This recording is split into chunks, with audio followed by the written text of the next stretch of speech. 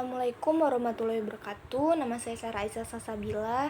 Saya akan menyampaikan video deskripsi mengenai presentasi dari kelompok 2 mengenai perkembangan Islam di benua Afrika. Nah, kehadiran Islam ini di Afrika ini sudah cukup lama, kurang lebih pada pertengahan abad ke-7. Nah, perkenalan Islam atau proses Islamisasi di benua Afrika ini berlangsung secara periodik. Di antaranya adalah pada yang pertama itu pada peristiwa hijrahnya Nabi Muhammad ke Habsyi, lalu pada yang kedua itu pada masa kekhalifahan Utsman bin Affan, dan yang terakhir adalah pada masa Umayyah dan dinasti Abbasiyah. Dikutip dari jurnal karya Akmal Hawi yang berjudul Perkembangan Islam di Afrika Utara dan Peradabannya, menurut buku Sejarah Islam, perkembangan Islam di Afrika itu sudah dimulai sejak masa kekhalifahan Umar bin Khattab. Beliau mengutus Amr bin As untuk menaklukkan Mesir dengan membawa 4.000 pasukan. Nah, dampak dari perkembangan Islam di Afrika Utara, yang pertama itu adalah penggunaan bahasa Arab di seluruh wilayah kekuasaan Islam atau wilayah yang telah ditaklukkan oleh Islam. Lalu yang kedua itu ada perkembangan bidang administrasi pemerintahan. Lalu yang ketiga itu ada toleransi beragama. Yang terakhir adalah kemajuan di ilmu pengetahuan, khususnya di bidang arsitektur dan juga bangunannya. Adapun hal yang menghubungkan antara Arab dan juga benua Afrika adalah rute perdagangan Trans-Sahara. Nah, rute perdagangan Trans-Sahara ini terdapat 3 rute gitu. Yang pertama itu adalah rute dari utara ke selatan, yang kedua itu adalah rute dari barat ke timur, dan yang terakhir adalah rute selatan.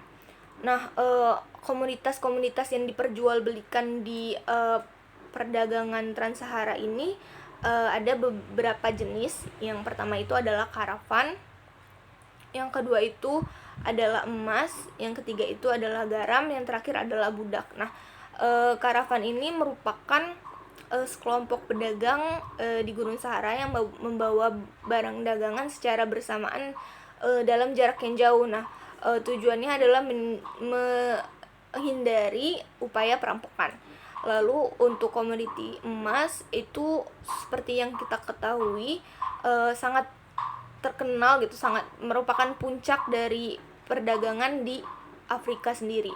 Lalu untuk garam, penduduk Sudan Barat ini menggunakan garam seperti untuk mata uang, seperti halnya emas dan perak. Lalu adapun perbudakan. Nah, pada masa itu perbudakan itu masih hal yang lazim gitu. Jadi mereka memperjualkan budak di komoditas di perdagangan Trans-Sahara ini.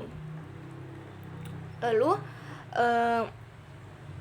dengan berkembangnya proses Islamisasi di Afrika, di benua Afrika yang dibawa oleh sebagian besar pedagang Muslim atau Arab, maka terbentuk pula pedalaman di benua Afrika.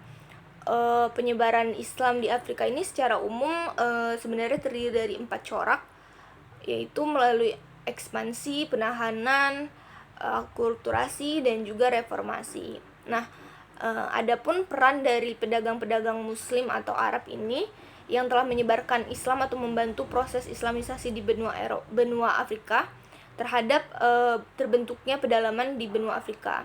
Yang pertama adalah membangun komunitas Islam di pedalaman Afrika. Selanjutnya adalah melakukan penyebaran Islam atau proses Islamisasi di daerah-daerah pedalaman di benua Afrika. Lalu ada menjalin hubungan baik dengan kerajaan-kerajaan setempat. Selanjutnya adalah setelah menjadi kerajaan Islam, mereka membentuk sistem syariah di dalam pemerintahan dan juga peradilan. Lalu yang selanjutnya adalah ketika suatu kerajaan belum menganut agama Islam, mereka atau para pedagang Muslim yang terpelajar di Afrika ini membantu kerajaan tersebut dalam berbagai sistem perdagangan, baik dari fasilitas perdagangan jarak jauh, aturan kontrak, kredit, dan juga informasi jaringan untuk memajukan kerajaan lokal yang ada di sana.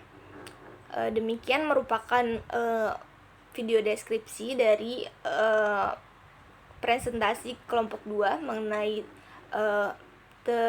berkembangnya Islam di benua Afrika. Untuk kritik dan juga saran untuk kelompok 2 dari secara pribadi tidak ada, karena presentasinya sudah cukup baik, PPT-nya sudah cukup menarik, dan penjelasannya juga lengkap, begitupun juga dengan audiens yang berpartisipasi secara aktif. Demikian dari saya. Wassalamualaikum warahmatullahi wabarakatuh.